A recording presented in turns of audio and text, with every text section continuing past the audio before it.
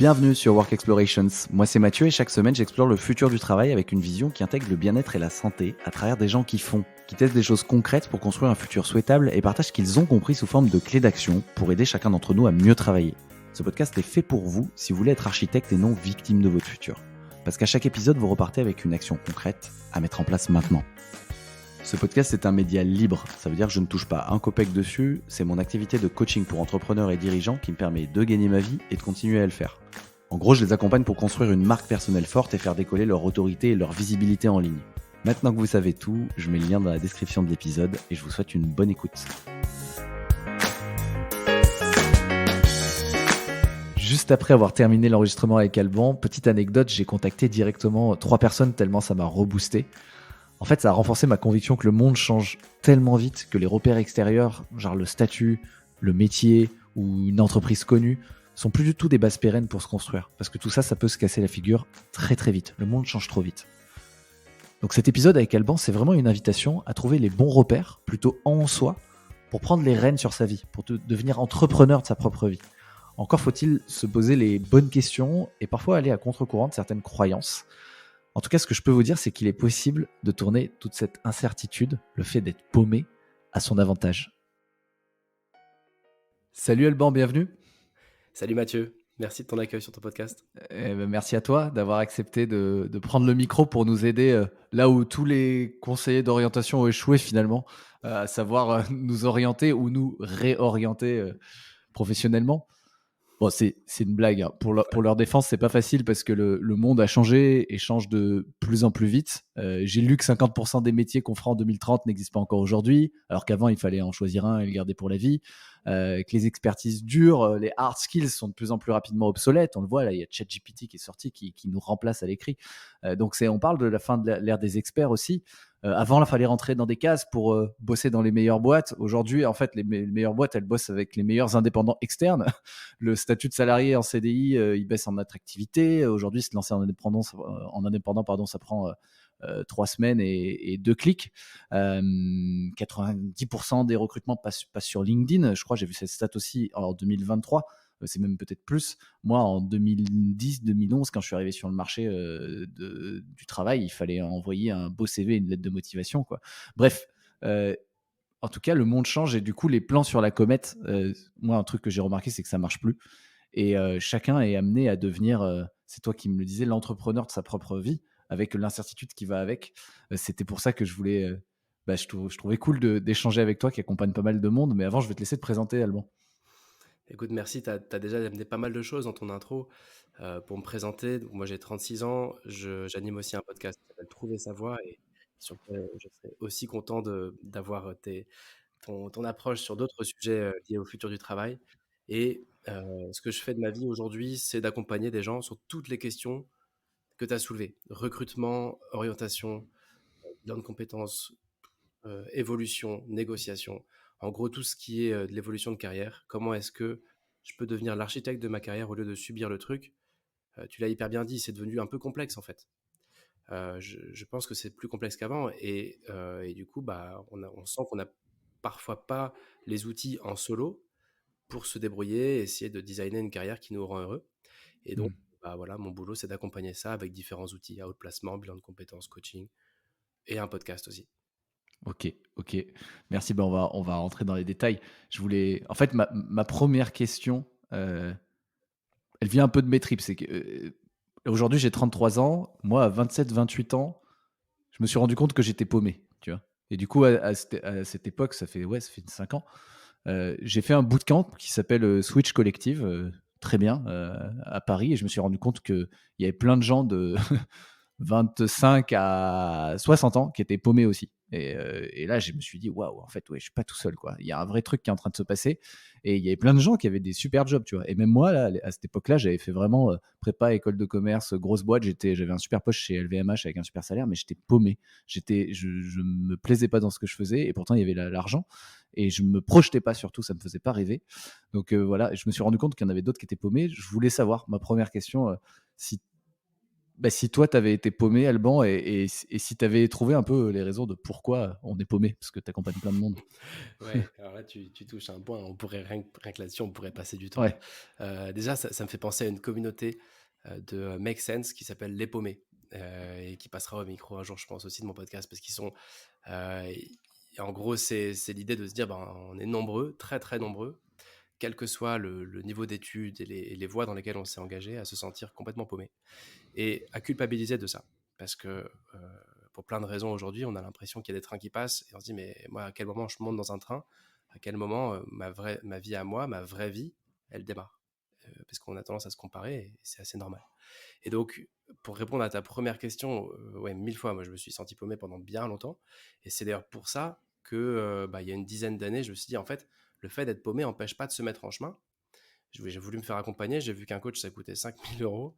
Je me suis dit, c'est pas possible. Après, j'ai vu il existait à l'époque, il y a une grosse dizaine d'années, tu avais des accompagnements, mais un peu à l'ancienne, où les gens qui t'accompagnent avaient l'air encore plus paumés que moi, tu vois. Et je me dis, non, ça peut pas être ça, tu vois, des trucs, même si Pôle emploi a bien évolué depuis, à l'époque, c'était un peu ça. Et tu te dis, non, c'est pas possible. Et donc, j'ai commencé à bosser sur une méthode d'orientation pour moi, en fait, pour me sortir un peu de cette ornière-là. Ça, c'était il y a une dizaine d'années.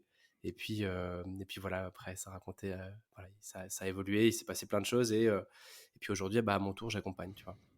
Mais mmh, oui, clairement, je me suis senti bien paumé et en touchant le fond tellement fort que ça m'a donné envie à mon tour d'accompagner des gens un jour. OK. Et mais généralement, ils sont paumés pourquoi les gens que tu accompagnes? Tu vois, c'est difficile d'avoir un regard complet sur le truc parce que pour moi, il y a plein de paramètres. Et je pourrais vraiment en parler des heures. Là, moi, depuis une petite dizaine d'années où j'étudie ce truc-là et où j'essaie de trouver des ressources, je lis beaucoup, je me documente là-dessus. Déjà, tu as une question un peu d'évolution sociologique du travail. Tu, Quand tu regardes il y a quelques milliers d'années, les carrières, c'était assez simple, quoi. Tu en avais trois ou quatre. Quand tu regardes déjà en 1970, il y avait à peu près une centaine de carrières possibles. Mais elles Mmh, étaient accessibles principalement que aux mecs.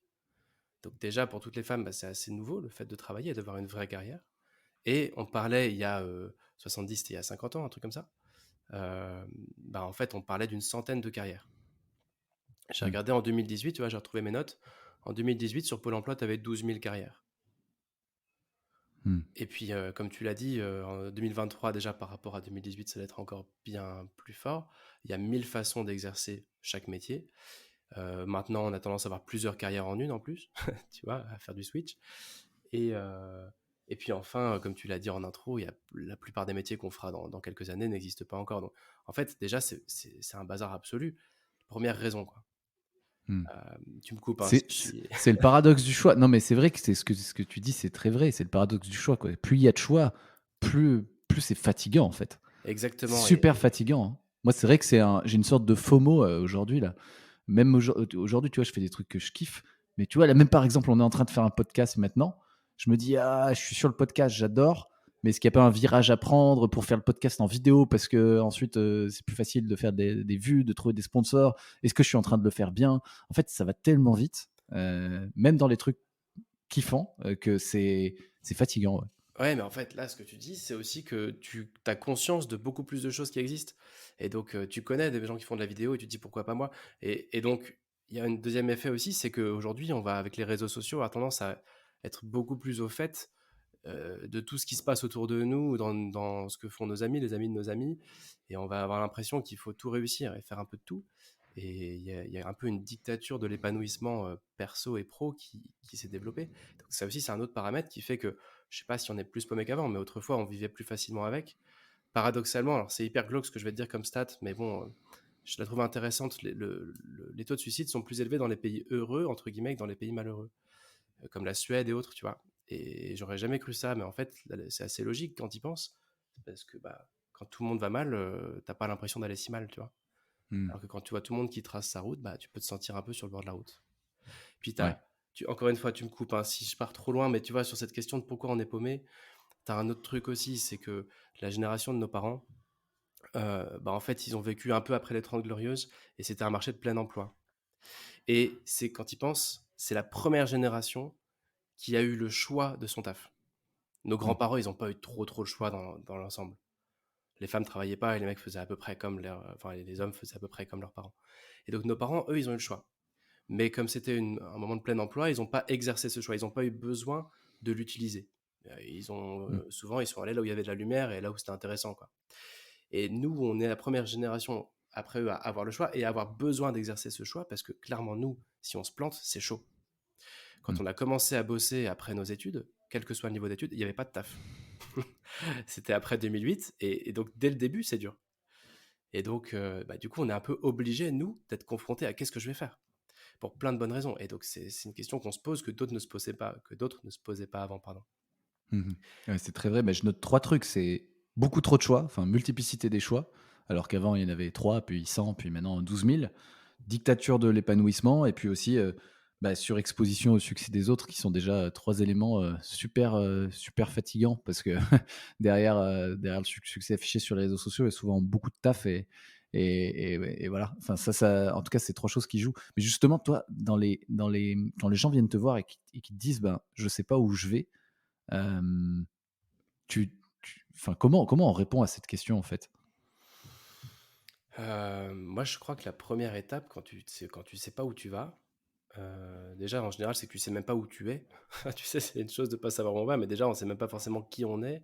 Donc, parfois, on a perdu confiance en soi, on peut même traverser une phase de dépression. Donc on sait même plus forcément où on est. Tu sais, parfois, c'est juste qu'on a perdu un peu, on sait plus trop si on est sur la route ou à côté de la route. Parfois, tu sais même juste plus où est la route, quoi, ou s'il y a une route. Mmh. Et donc ça procure vachement d'angoisse. Quand tu es concerné par ça, c'est vraiment quelque chose qui te fout à plat parce qu'en plus, le travail étant beaucoup un marqueur social, quand t'es pas à l'aise dans ton taf, t'es pas à l'aise dans ta vie, quoi. Euh, Parce qu'à l'apéro, tu peux pas dire, voilà, je fais ça et j'en suis content. Tu t'es pas content de ce que tu fais. Tu peux pas non plus dire, je suis pas content, mais je vais vers ça parce que t'en as aucune idée de là où tu dois aller. Donc c'est Mmh. super dur à vivre. Et donc je pense que répondre à cette question, je sais pas où je vais, la première étape, c'est de se dire, vraiment juste, c'est normal. La norme, c'est d'être paumé. Relax. Tu vois, on s'est arrêté là sur la première question, mais on aurait encore pu en parler 10 minutes. Tu vois, il y a des facteurs aussi. Euh, Comment dire, on a notre cerveau qui est là pour nous protéger, notre cerveau reptilien qui est là pour nous éviter aussi de prendre trop de risques, et ça nous handicape. Il y a notre capacité d'adaptation qui fait que si tu es dans un truc qui ne te va pas, un animal, tu le fous dans un endroit où il est pas bien, il va mourir. Un être humain, il va s'adapter. Donc tout ça, ça fait que c'est carrément normal d'être paumé. Tu vois, à la base, moi, c'est Mmh. déjà de dire, juste, t'es paumé, autorise-toi à souffler un coup là et te dire, en fait, c'est pas de ma faute, c'est juste normal. C'est la base. On a tous eu en sixième, en cinquième, au lycée, quelqu'un dans ta classe qui voulait être veto ou prof ou médecin, et tant mieux pour lui, quoi. Ou tant mieux pour elle. Mais la grande majorité des gens vont devoir construire leur carrière. Et donc, relax. Ça Mmh. va le faire. Et donc, c'est normal d'être paumé. Ce qui est pas normal, c'est de le rester. OK. Ouais. Et donc, tu vois, la question qui angoisse tout le monde, c'est celle que le manager ou la DRH va te dire en mode ok, tu bosses bien, comment tu te vois dans 3 ans? Punaise, c'est l'angoisse. Personne n'en sait absolument rien. Et, Beh, justement, il y a souvent une injonction derrière, en fait. La question, c'est, enfin, tu vois, il y a le truc «trouve ta voie» là, tu vois? Moi, j'avais ça, enfin, en tout cas, quand j'étais en mode: «Je sais pas où je vais», genre, je sais que je suis aspiré ailleurs parce que je suis paumé et là, je suis pas bien là.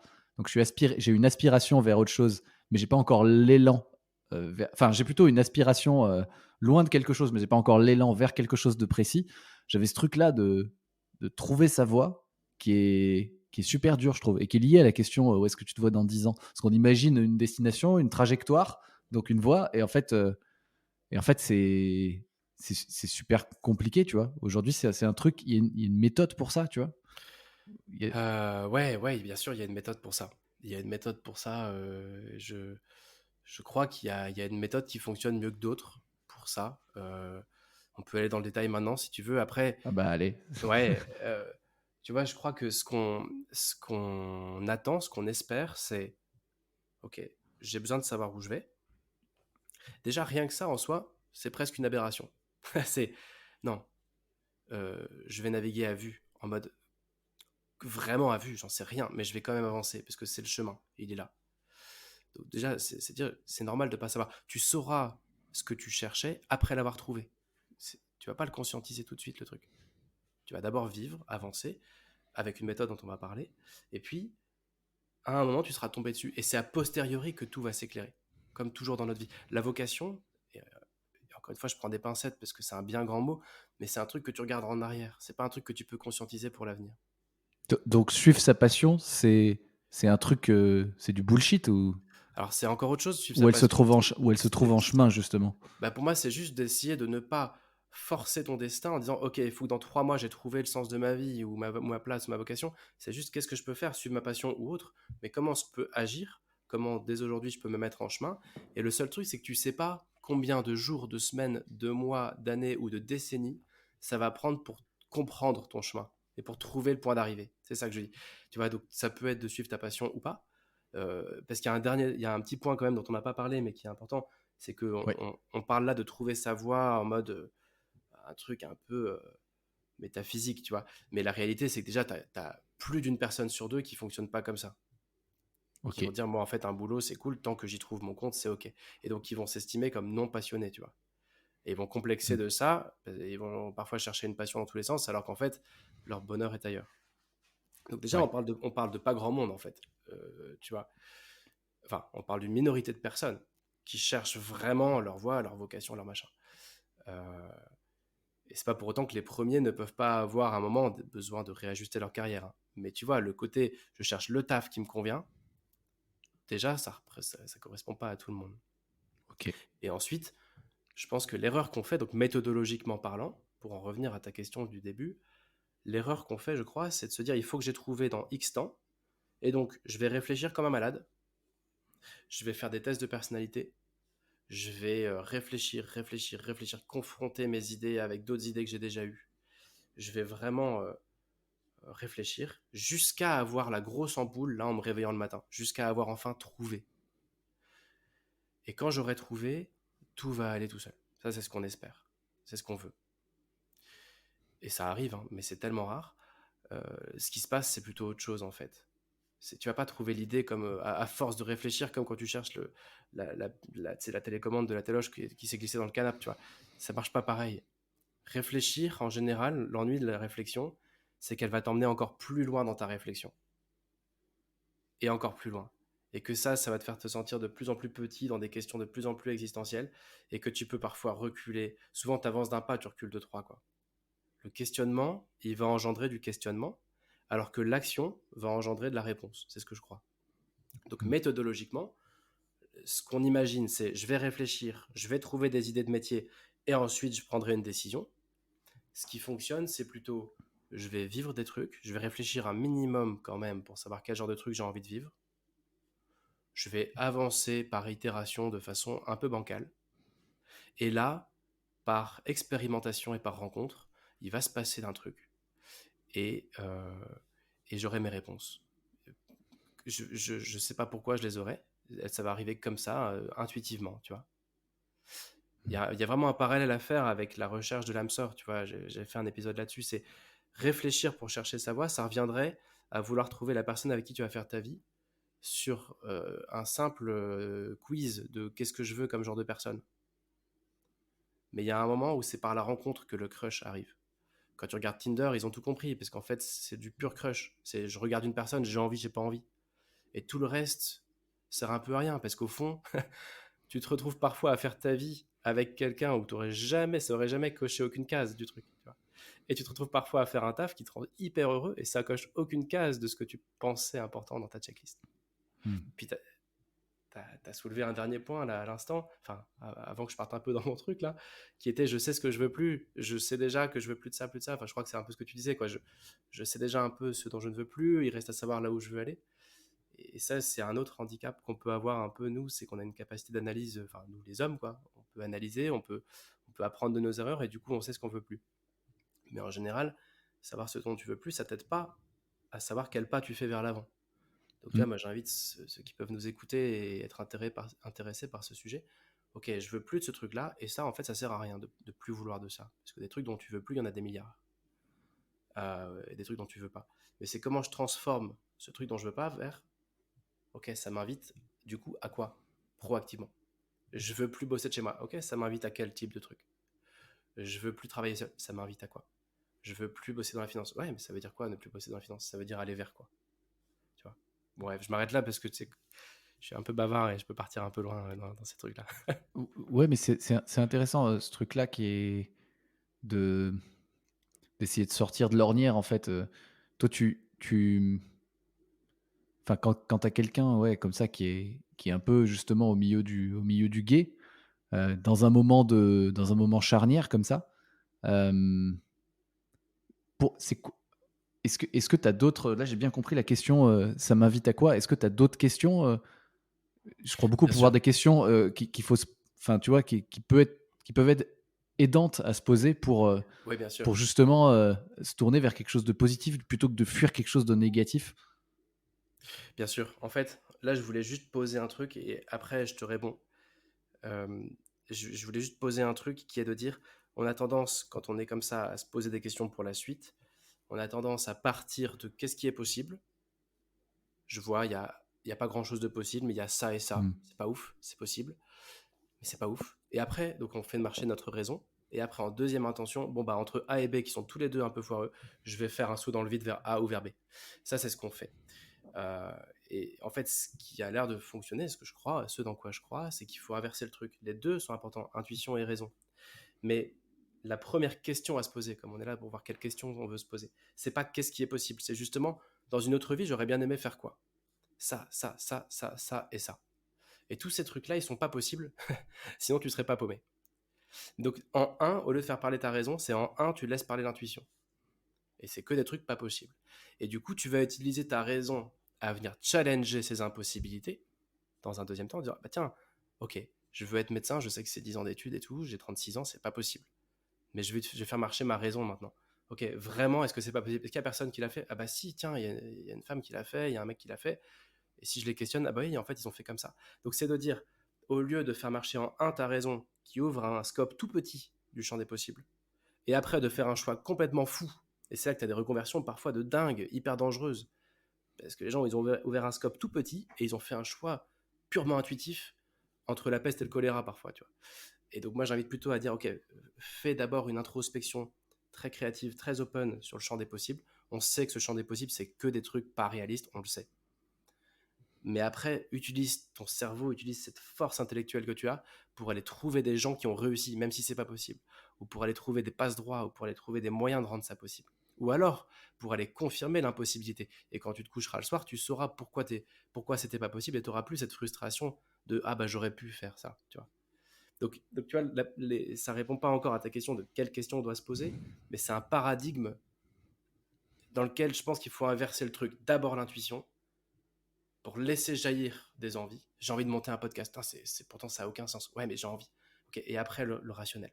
Ok, je ne sais pas où ça m'emmène, mais je vais voir comment je peux faire, comment ça se finance, qui peut m'aider.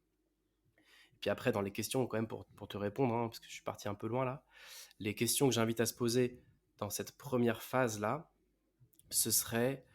euh, ouais, en gros, si tu veux, pour comprendre les questions qu'il faut se poser, il faudrait comprendre la méthodologie globale, qui est juste, Mmh. en gros, c'est pas je réfléchis, je trouve, c'est je réfléchis, je trouve donc des pistes. Ces pistes, en fait, ce sont des êtres humains. Tu vois, un métier, c'est un être humain, au fond. Donc, je vais les rencontrer. Et là, je trouve. C'est passé de. C'est plus AB, c'est ABC. C'est pas je réfléchis, donc OK. je trouve. C'est je réfléchis, je rencontre, je trouve. Et donc, les questions, on va y venir, que j'invite les gens à se poser, mes clients à se poser, c'est pas les questions de quel métier je peux faire, ce sera forcément foireux. C'est des questions de, au fond, qui je dois aller voir. Et pour savoir qui je dois aller voir, eh ben, on peut se poser la question de nos centres d'intérêt, nos passions si on en a, nos centres d'intérêt. Ce que j'ai un peu envie d'appeler ma meute, tu vois. Les gens comme moi, ils se cachent où, ils font quoi?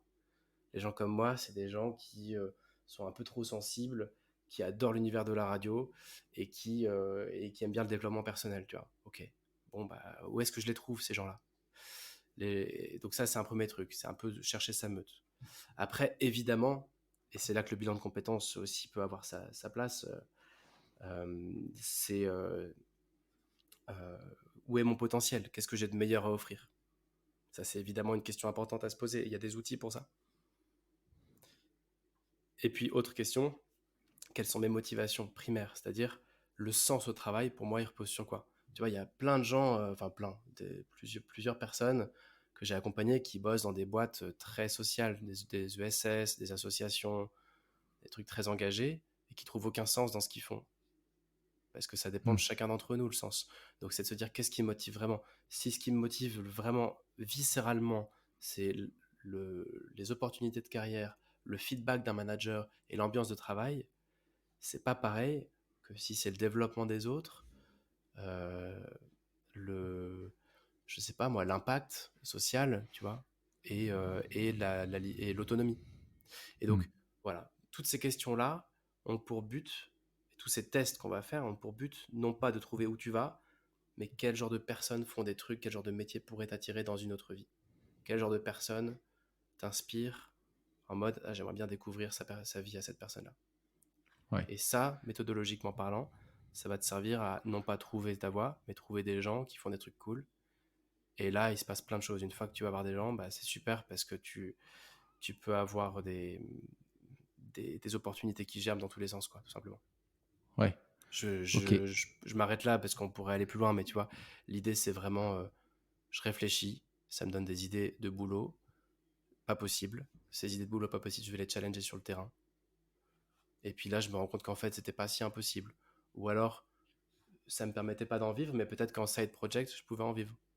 Tu vois, tu passes d'un mode Mmh. binaire à un mode beaucoup plus intéressant qui te permet de faire des pas vers l'avant. Et je boucle avec ce que je te disais au début, et c'est là que tu vas pouvoir avancer vers quelque chose au lieu de t'éloigner d'un truc dont tu veux plus. Ouais, c'est la question que j'avais, qui me venait du coup. C'est tout à l'heure, tu disais, ben, faut inverser le paradigme. Vaut mieux agir et les réponses viennent en marchant plutôt que de trop réfléchir. Ça amène des questionnements plus profonds et ça paralyse. Et c'est à partir de, mais tu disais, il faut quand même réfléchir un minimum. Et là maintenant, Pour savoir où avancer, quoi. Tu vois. là, ouais, c'est à partir de quand que tu avances en fait? Si je reprends ton schéma, en fait, tu dis: «Je réfléchis, je trouve des pistes, je rencontre». C'est dès que tu as trouvé des pistes, tu vas à la rencontre des gens, c'est ça l'action minimum à faire pour avancer? Ouais, alors si tu veux, dans le cadre, par exemple, d'un bilan de compétences ou d'une mission d'accompagnement, ça va durer un certain temps et ça va suivre une méthode figée dans le temps. Donc oui, dans ce cas-là, c'est ce que tu dis, c'est je me donne un mois pour réfléchir, un mois pour rencontrer, un mois pour construire, par exemple. Mmh. Moi, je vois le truc plutôt à l'échelle d'une vie. Tu disais en intro que voilà, tu parlais d'être entrepreneur de sa vie. Et ouais, mais entreprendre, ça s'apprend. Et tout le monde n'est pas un entrepreneur né, mais tout le monde peut entreprendre. Et c'est pareil, tout le monde n'est pas outillé au discernement, mais ça s'apprend. Tu vois, personne n'apprend à l'école à faire des choix complexes. Personne, ni dans notre éducation, ni dans nos études, on nous apprend à discerner, à faire des choix compliqués. Or, et en plus de ça, on passe dans notre vie très peu de temps à faire des choix, enfin à, à apprendre à faire des choix compliqués, notamment des choix de carrière. On passe plus de temps sur Netflix ou à acheter une bagnole que à designer une carrière, tu vois. Et à apprendre Ouais. cette discipline qui consiste à faire les bons choix. Donc, je me suis un peu perdu en chemin par rapport à ta question, mais c'était si, à quel moment on s'arrête. Bah, en fait, moi, je pense que c'est presque une hygiène de vie. C'est tant que je me couche le soir en me disant que je suis pas complètement bien dans ce que je fais et que j'ai l'impression d'avoir le frein à main qui est encore un peu serré là, que ma vraie vie n'a pas complètement démarré ou que je pourrais faire plus ou mieux, tant que je ressens ça, tant que je suis pas à plein potentiel, eh bien, il m'appartient de continuer à soit agir, soit réfléchir pour savoir vers où agir. Mmh. Je sais pas si ça répond à ta question. Beh, c'est que moi, je pense, j'ai le syndrome ben OK, je sens que je suis pas à plein potentiel, mais je réfléchis. Enfin, je pense que parfois, j'ai trop réfléchi, tu vois? Et c'est pour ça que je me disais: «Comment enfin, ouais, comment tu sais quand, il faut y aller, quoi?» Bah, en fait, pour moi, d'avancer malgré tout l'histoire. C'est de dire, euh, je vais te prendre un exemple personnel. Ouais. Moi, il y a une dizaine d'années, quand j'ai commencé à bosser un peu sur cette méthode, j'ai fait un test de personnalité où j'ai vu que mon profil savait bien écrire. Je suis tombé là-dessus sur un test, un truc complètement débile, c'était pas du tout vrai. J'écris super mal. Mais j'ai cru que je savais bien écrire. Donc j'ai commencé à me dire, bah, je vais écrire un livre. J'étais paumé de chez paumé. C'était un moment de ma carrière où j'étais pas hyper heureux, tu vois. Et je me suis dit, je vais écrire un livre. Bah, alors, je fais quoi? Je fais une biographie sur mon boss, je fais un truc, machin. Ah bah non, j'ai qu'à faire une méthode d'orientation. parce que comme je suis paumé, ça sera utile. J'ai commencé à écrire le truc pendant 2-3 ans, puis c'était nul. Bah, c'était toute la fameuse méthode qui a commencé à germer, mais c'était nul, et le livre est jamais sorti. Je me suis dit, Hmm. bah, c'est pas grave, j'ai qu'à faire un podcast, parce que ça marchera peut-être mieux. Puis en fait, le podcast, ça n'a pas décollé, mais il y a des gens qui ont commencé à m'appeler pour me dire, tiens, il paraît que t'es coach. Ah non, moi je travaille pas là-dedans. Tu vois, mais en gros, c'est un processus itératif, et mon point, c'est pas grave si ce que tu fais, c'est des coups d'épée dans l'eau. L'enjeu, c'est que quand tu réfléchis, tu es sur ton canapé à réfléchir, quoi. Ouais. Et donc, avancer, moi, en fait, je vois ça comme un flipper immense, le truc.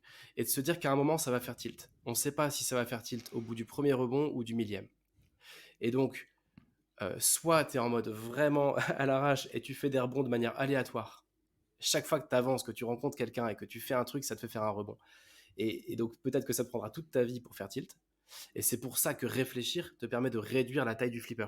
Non, je sais que moi, je veux rencontrer plutôt des gens qui accompagnent des entrepreneurs et qui ont un média.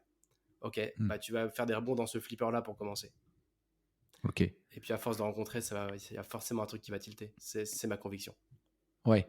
Ouais, puisqu'on parle de conviction, il y a un concept que tu connais, que je connais, qui est, on peut en reparler, c'est le concept de l'ikigai, qui est, tu parlais de l'injonction à l'épanouissement tout à l'heure, bah, c'est un peu l'état d'épanouissement maximal où tu as trouvé un peu le point, le sweet spot, quoi, le point parfait où tu fais ce que tu aimes, ce dont le monde a besoin, ce sur quoi tu es doué et ce qui rapporte de l'argent. Ça, c'est le concept de l'ikigai. C'est un peu un mélange de passion, profession, mission, vocation. Ça, tu y crois, ça? J'y croyais. Ok. En fait, tu vois, l'ikigai, c'est un peu comme l'approche d'un mec qui s'appelle Nicolas Lore, qui a écrit un bouquin qui s'appelle The Pathfinder, qu'on pourra mettre en commentaire, qui est pour moi le Ouais. meilleur bouquin d'orientation que je connaisse. Et ce gars-là, il a fait un peu comme l'ikigai. Il a dit en gros, c'est compliqué de trouver sa voie. Du coup, on va découper le problème en plusieurs items. euh, et on va construire les fondations, les machins. Je te passe le détail pour qu'on parte pas trop loin là-dedans. Mais en gros, il a fait un peu un équivalent de l'ikigai dans lequel je crois beaucoup. Ok. Et tout comme l'ikigai, j'y crois beaucoup pour la partie théorique du bazar. Mais n'empêche que quand tu te retrouves à avoir fait ton ikigai, t'es quand même toujours un peu face à face à une feuille blanche avec des mots dessus, quoi. T'es tout seul sur ton canapé, tu vois. Et c'est pareil avec la méthode de Nicolas Lore. Et mon point, c'est comment tu transformes ça en un truc que tu peux faire avec d'autres, vers d'autres, quoi. Tu vois, c'est super dur de conscientiser la suite sur base d'un papier avec des mots. Donc, Hmm. j'y crois sur une première étape de questionnement, d'introspection. Mais la question, c'est, OK, de cet Ikigai, tu vas voir qui? Tu vas créer quel MVP? Tu vois, si on transpose avec les startups, avec l'entrepreneuriat, c'est quoi ton MVP? C'est quoi le Hmm. truc que la boule de neige que tu vas commencer à rouler tranquillement, qui va ressembler à rien, mais qui fait que dans 10, 15, 20 ou 30 ans, tu auras trouvé un truc qui te fait hyper kiffer. Ok. Tu vois? Ouais, parce qu'il y a un truc justement dans l'entrepreneuriat et les startups, ça me fait penser à ça aussi, c'est que souvent les grands mentors, tout ça, disent ça sert à rien de vouloir faire une startup pour faire de l'argent. Il vaut mieux que vous trouviez un problème que vous êtes prêt à résoudre pendant 10 ans, quoi. Un sujet sur lequel vous êtes prêt à approfondir pendant 10 ans, quoi. Ça me fait un peu penser à ça. J'ai l'impression que finalement, les meilleurs sont ceux qui trouvent un truc et qui abandonnent jamais. Donc, il y a quand même cet enjeu, quoi, d'ikigai bon, on va trouver le truc en chemin, mais ils ont de la chance quand même, ceux qui trouvent tout de suite Ouais. le sweet spot, quoi. Parce qu'en fait, après, c'est quand tu restes 10 ans sur un truc que tu deviens incroyable, quoi. Enfin, tu vois, il n'y a pas de secret aussi, quoi. Complètement, complètement, je suis d'accord avec toi. Ceux qui trouvent tout de suite là où ils vont s'éclater et le boulot idéal, tant mieux pour eux. Mais ils sont pas très nombreux. Et moi, je crois beaucoup dans ce que tu amènes là. Il y a une notion de temporalité. Et on a l'impression que ça va être difficile de réfléchir à son boulot idéal, mais qu'une fois qu'on l'a trouvé, tout ira vite. Et la réalité, c'est plutôt l'inverse. En fait, c'est plutôt un lent cheminement, pour moi, une lente construction. Et il y a un truc auquel je tiens énormément. C'est pas le sujet ici, mais j'ai envie de le glisser quand même. C'est que quand tu réfléchis bien, tout ce qu'on fait de durable, tout ce qui est durable dans nos vies, ça s'est construit lentement. Je suis convaincu de ça. Et donc un boulot idéal, un boulot qui te fait vraiment kiffer et où tu es bien payé à ça, c'est très peu probable que ça se construise en un week-end. Sur une prise de conscience en mode ah là voilà, je me suis réveillé et j'ai su que je devais créer Tesla, tu vois, ou que je Ouais. devais être podcasteur, ou que je devais animer tel truc. Non, c'est c'est une succession de micro-succès et de micro-échecs qui font une trajectoire de vie et que tu peux affiner jour après jour, quoi. Et donc, ce qui est durable s'inscrit dans la durée. Et c'est comme plein de gens qui cartonnent, mais c'est des feux de paille, parce qu'en fait, le truc, ça s'est construit trop vite, quoi, tu vois. Et Mmh. et t'as des boîtes aussi comme ça, d'ailleurs. Et donc moi, je crois beaucoup Mmh. que lâcher prise sur le temps que va prendre le truc, c'est important. En revanche, être ultra activiste sur l'énergie qu'on met dans le truc. En gros, Faut être déter, quoi. Faut être faut être déter. déter. Moi, Ça, je la suis la sûr, faut être. motivation, ça sert à rien. Faut juste être déter, en fait. Non, mais c'est ça, tu vois. En gros, t'as une sorte de paradoxe dans le truc, c'est qu'on est là en mode, moi, je veux trouver un boulot qui me fait hyper kiffer, je veux chercher le sens de ma vie. En revanche, mes soirées, je les passe sur Netflix, tu vois. Et en fait, Ouais. c'est l'inverse. C'est non, non, juste donne-toi 30 ans pour trouver et tous les jours, bosse 1 heure sur le sujet. Et Ouais. t'inquiète pas que t'auras trouvé avant 30 ans, quoi. Tu vois. Et en plus, la quête en soi, en plus, la vérité, c'est que la quête, elle est intéressante aussi, elle est En sympa. Il y a un plus, plaisir. Bon, ce serait peut-être chiant s'il fallait atteindre un endroit et que c'est bon, on y est, et c'est fini, quoi. Mais par où démarrer, du coup? Là, je me positionne moi, je crois beaucoup dans les cycles. Enfin, je pense que tout est cyclique et que du coup, bah, j'ai été paumé une fois et en fait, je vais continuer à être paumé longtemps, quoi. En fait, je vais rester paumé. Et je me dis, bah, par contre, ce serait dommage de, à chaque fois que je suis paumé, refaire les mêmes choses, reperdre le même temps. Peut-être que, voilà, pour moi et pour les autres qui sont paumés, mais chacun son stade finalement. euh, Par où démarrer quand t'es paumé? Quand t'arrives à un moment où ça fait bah, 3 soirs que tu dis, ah là, non, là, je suis pas au top. Faut il y a un truc qui doit changer. ouais. J'ai envie de te faire deux réponses, une plus philosophique et une plus pratico-pratique.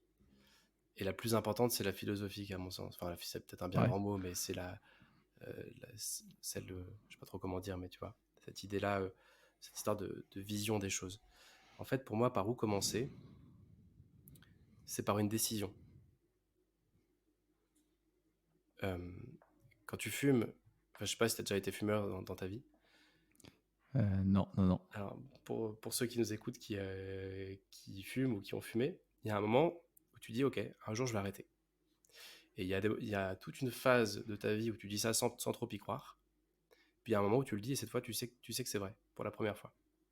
Et tu sais qu'un jour ou l'autre, tu auras réussi. Tu sais pas comment, hein. Ce sera peut-être avec de l'hypnose, une méthode que tu vas rater 10 fois. Tu sais pas si tu auras 50 ans ou si ce sera dès le mois prochain que tu auras réussi. Mais tu sais un truc, c'est que tu auras réussi. Et là, c'est pareil. Pour moi, la première étape, c'est d'y croire. Parce qu'au fond, pas grand monde n'y croit au fait que c'est possible d'être bien payé en kiffant. Donc, première étape, c'est de dire, je crois que c'est possible et je prends un engagement vis-à-vis de moi-même, voire vis-à-vis d'autres personnes, que un jour, je vais trouver. On peut pas mettre de timing, ça nous appartient pas, c'est le hasard de la vie, ça. Mais je prends l'engagement, tu vois, ça peut être de planter un arbre. Moi, j'aime bien cette image-là. Si tu as un jardin ou même juste un petit pot, tu plantes ta graine, tu dis, ok, ce truc-là, il représente le fait qu'un jour ou l'autre, je vais être très bien payé à adorer ce que je fais. Au point où je me demanderais même comment je peux être payé à faire ça. Et pour moi, le vrai point de départ, il est là. Parce qu'une fois que tu as ça, le reste, c'est du temps, de la résilience, des essais plus ou moins fructueux, des rencontres, du coaching si tu veux, du bilan de compétences, du test de personnalité, des séminaires où tu vas aller, des bootcamps que tu vas faire. Mais il y a bien un moment où ça finira par marcher. J'ai pas Hmm. d'exemple de personnes qui sont rentrées dans cette démarche et où tôt ou tard ça ne l'a pas fait. Euh, et, et donc je crois que la première étape c'est ça. Et tant qu'il n'y a pas ça, ça sert un peu à rien parce que l'effort sera vain, ça va demander de l'énergie et des efforts, toute cette mise en route vers la construction d'une carrière idéale. Et si à la base on n'y croit pas, et au fond, on a plein de raisons de ne pas y croire, hein. Grosso modo, ce que nous dit la société, c'est le boulot, c'est pas vraiment fait pour se marrer. Si c'est marrant, ça paye pas, etc. Tu vois. Et puis, tu as aussi un peu le côté social où personne n'a envie que les autres marchent mieux que eux, quoi. Donc, en gros, personne n'a d'intention sur nous.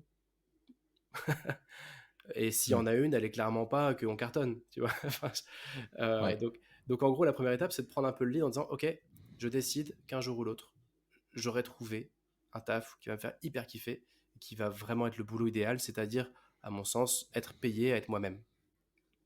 Hmm. Une fois que cette décision est prise, après, c'est de la technique. Euh, mais c'est gagné, c'est pas mon sens, mais c'est de la technique. Donc là, il existe plein de ressources, il y a des associations, il y a du bilan de compétences qui, je pense, est vraiment efficace. Euh, il y a ce fameux livre là dont je parlais, de Pathfinder de Nicholas Lore, et c'est une méthode hyper efficace sur la partie théorique du truc. Après, il faut encore se mettre en chemin.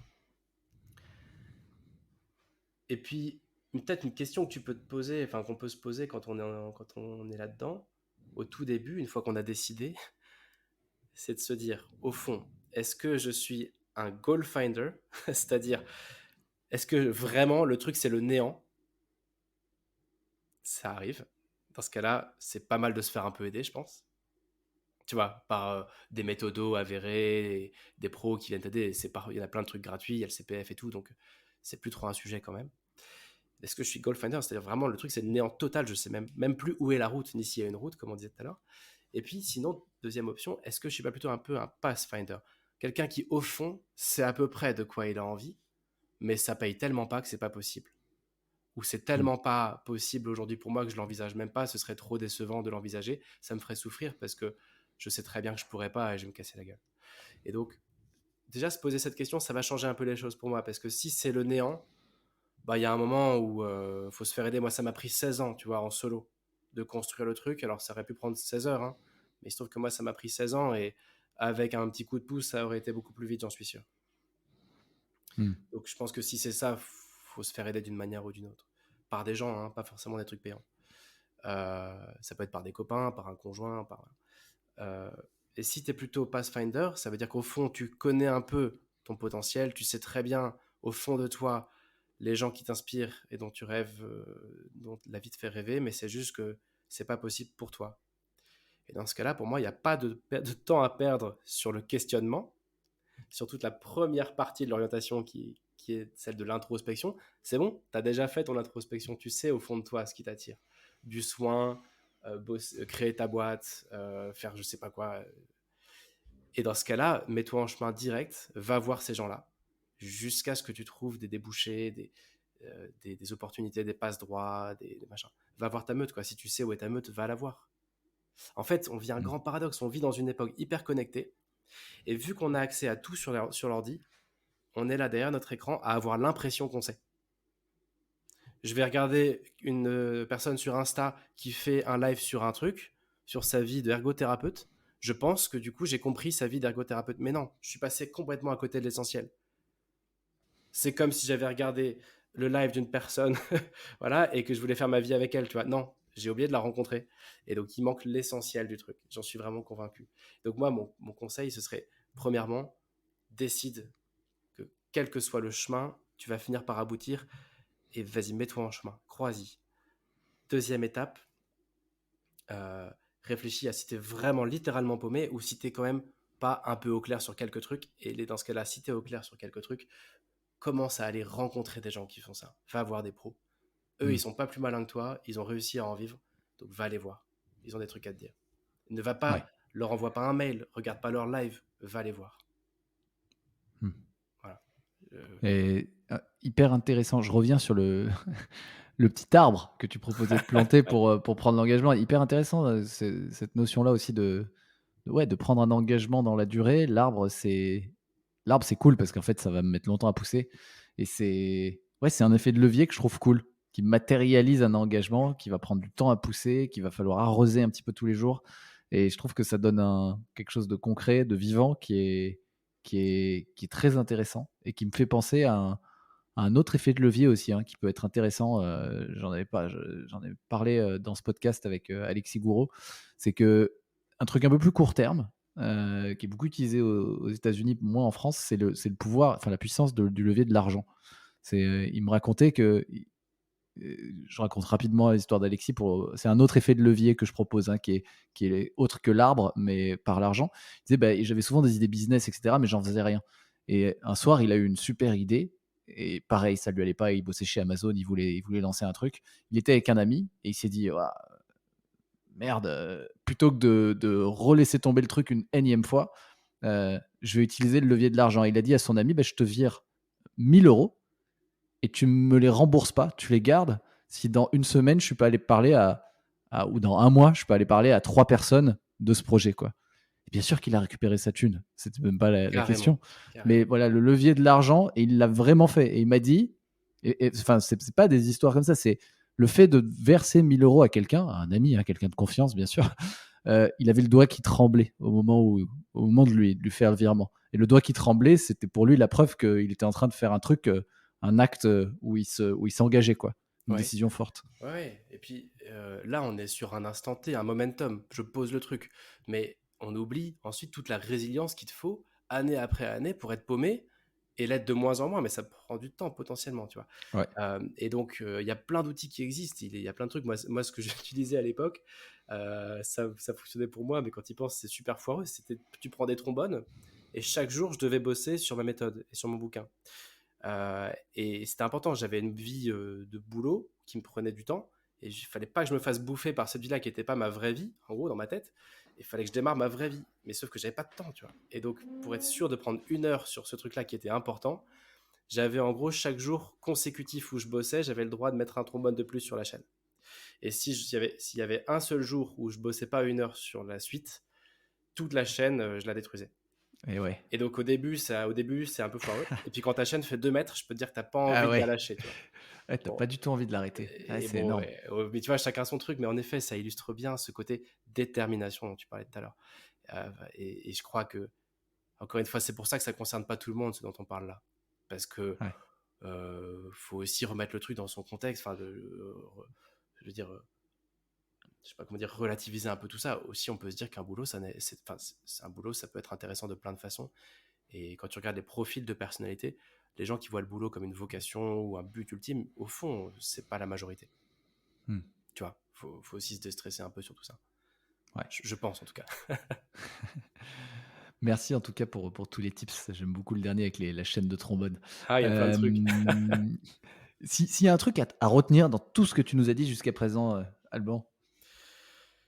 Euh, ouais, pour moi, s'il y a un truc à retenir, c'est ne vivons pas dans l'illusion que on rencontre des gens quand on envoie un mail ou quand on le suit sur Insta ou quand machin, tu vois. À l'ère du numérique, vraiment, faisons cet effort d'être dans la vie. Dans la vie. Chercher ta voie, enfin chercher notre voie sans rencontrer des gens, ce serait comme chercher l'âme sœur sans rencontrer des gens. Pareil, tout pareil. On peut avoir l'illusion qu'on avance parce qu'on regarde des offres d'emploi, parce qu'on regarde des PDF sur des fiches métiers, parce qu'on regarde des témoignages dans des podcasts, c'est cool, mais on n'a pas commencé le job, à mon sens.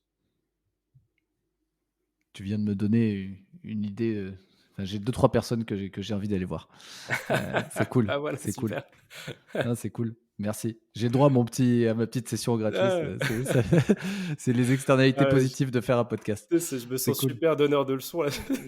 Non, c'est cool. Moi, ça me motive. Moi, je fonctionne un peu comme ça, hein. Parfois, j'ai besoin de quelqu'un qui rationalise. On comprend pourquoi, hein. Tu viens d'expliquer quand même pourquoi. Et ensuite, tu dis, bah voilà, faut faire ça. Mais je trouve que ça va. C'est pas donneur de leçons parce que on a compris pourquoi, quoi.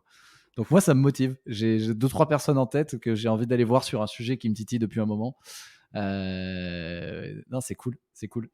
Est-ce que, ouais, tu as partagé Pathfinder, c'est une question que je pose à tout le monde, c'est partage un de tes maîtres à penser ou quelqu'un qui t'inspire. Et Ouais, si tu veux vraiment. partager autre chose aussi. Ouais, tu vois, en fait, quand j'ai commencé à bosser sur cette méthode, j'ai lu des dizaines de bouquins d'orientation et tout. Et chaque fois, j'essayais de garder une idée. Enfin, c'est rare que tu aies plein d'idées intéressantes dans ce genre de bouquin, donc tu en as souvent une, quoi. Et en fait, c'est le seul bouquin où chaque page, j'étais là en mode, oh la vache, c'est puissant, et sur 300 pages, tu vois. Et donc, vraiment, ce gars-là, Nicolas Lore, je te passe le truc, je te le fais en 30 secondes, mais parce que son approche, elle est vachement intéressante. Lui, ce qu'il dit, c'est quand tu te poses la question, qu'est-ce que je vais faire de ma vie? Tu es complètement paumé. Et plus tu te la poses, plus tu déprimes. Et donc, c'est un peu comme quand tu veux acheter un appart ou une maison et que tu regardes les offres et tu déprimes parce que tu peux rien trouver à la base. Et peu à peu, tu mets tes critères et tu vois que tu as des critères qui sont juste pas négociables. Du style le nombre de salles de bain, de chambres, et la ville où ce sera et le quartier, tu vois. Et du coup, c'est pareil dans nos carrières. Lui, il dit, bah, tu poses les trucs qui sont juste pas négociables. Et donc, ça vient simplifier énormément ton équation parce que ces trucs-là, c'est primaire en fait. Et donc, je trouve que pour toute cette première partie de la réflexion, il est juste trop bon parce qu'il te pose le truc avec plein d'outils qu'on trouve dans son livre. Ça va du MBTI à un test qu'il a inventé qui est génial, qui s'appelle Tribal versus Maestro. qui dit s'il doit être spécialiste ou ce qui te sert à savoir si tu dois être plutôt l'âme d'un spécialiste ou d'un généraliste, tu vois, hyper intéressant. Enfin bref, il met plein de trucs, mais même lui qui est vraiment mon maître à penser, je trouve que à la fin de son bouquin, j'étais un peu en mode, ok, mais je suis toujours sur mon canapé, quoi, tu vois, je sais toujours pas où je vais. et, et donc c'est pour ça que pour moi tout ça c'est une bonne intro vers le passage après dans la vraie vie, quoi. Voilà. Ok, je vais le mettre dans les notes de l'épisode. On est sur un podcast Work, alors il s'appelle Work actuellement, il s'appelait Work in Progress avant, il est en mutation, il va s'appeler Work Explorations, parce que là actuellement Work, on m'a dit que c'était trop, trop short. Voilà, je vous débriefe en live. Donc on est sur Work Explorations au moment où sort cet épisode. On est sur un podcast qui explore le futur du travail. À qui dans tes contacts tu voudrais faire une passe décisive pour venir partager ici? Alors j'ai le droit d'en avoir 2 ou pas? Ah carrément, je suis très preneur. Alors il y a une personne à qui j'aimerais bien faire une passe, mais alors il va falloir peut-être que tu retouches parce que je la connais pas très bien, et donc il faut que je regarde son nom. Donc attends, si tu me laisses une seconde, je vais te retrouver Bien sûr, son nom. vas-y. Parce que je l'ai jamais rencontrée, on échange vite fait, mais je la trouve super intéressante. Ok, c'est bon, je l'ai. C'est Marie Pellerin. Ok, donc je vais reprendre. Excuse. Non, mais attends, ça fait partie on peut regarder en live, hein. Truc. Marie Ouais, Pellerin. voilà. Donc tu vois, je passerais bien la balle à Marie Pellerin, parce qu'avec son frère, elle a créé une boîte qui s'appelait Smart Moms. Ça s'appelle maintenant Parents on Board. Ils ont changé de nom. Et leur boulot, c'est d'aider des gens pour qui la vie familiale est importante à avoir une vraie carrière. Et en gros, c'est comme un site d'offres d'emploi, mais avec que des boîtes family friendly.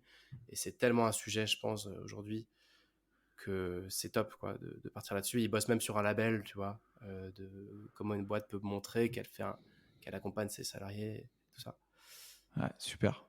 Donc super intéressant. Et je suis de près leur aventure parce que je trouve ça génial. Et puis après, la deuxième passe, ce serait pour quelqu'un que je ne connais pas, mais qu'il faudrait peut-être que tu trouves ma vision sur l'entreprise de demain en termes d'orientation professionnelle, qui est mon sujet. C'est que je pense que l'entreprise va redevenir paternaliste, comme dans les années 50. Je pense qu'on retourne vers un cycle paternaliste. Et que la boîte va être paternaliste non pas pour offrir une bagnole et une sécu aux gens, mais on va monter d'un cran sur la pyramide et pour les aider à réaliser leur projet de vie. À titre perso, en fait. Genre, si tu as un père qui est souffrant et que tu as besoin de t'en occuper et tout, la boîte pourra presque faire partie de ce projet-là pour te garder, te dire, ouais, nous, Mathieu, on estime que son rêve, c'est de vivre là, il veut s'occuper de son père et machin, notre boulot, c'est de lui permettre de bosser et de faire ça. Ultra paternaliste, pas trop dans l'air du temps, mais je pense qu'on ira vers ça. Et donc, ma question, c'est, est-ce qu'il y a des DRH qui sont déjà là-dedans, ou est-ce qu'il y a des startups ou des boîtes qui sont déjà là-dedans, qui assument de rentrer dans la sphère perso des gens pour la bonne cause, entre guillemets, pour accompagner leur projet de vie, en fait, parce que je crois à ça. Peut-être que tu n'en trouveras pas.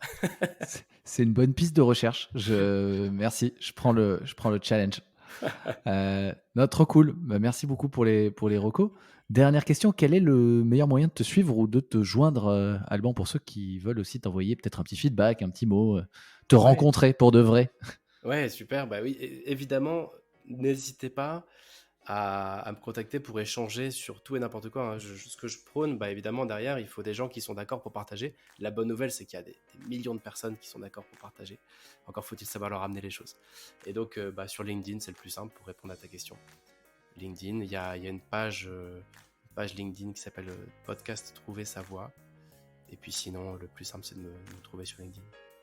Podcast Trouver sa voix, ce sera dans les notes de l'épisode, en plus de ton profil LinkedIn et en plus de The Pathfinder. Ouais. Top, merci infiniment pour le partage, Alban. Merci Mathieu, et c'est super, continue comme ça. Merci pour ton podcast. Cool.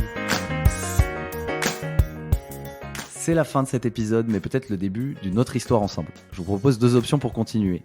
Première option, rejoindre ma newsletter VIP dans laquelle je donne un récap de chaque épisode en clé d'action. Elle s'appelle Le Carnet de Mathieu. Deuxième option, me faire un retour sur l'épisode. Je réponds à tout le monde.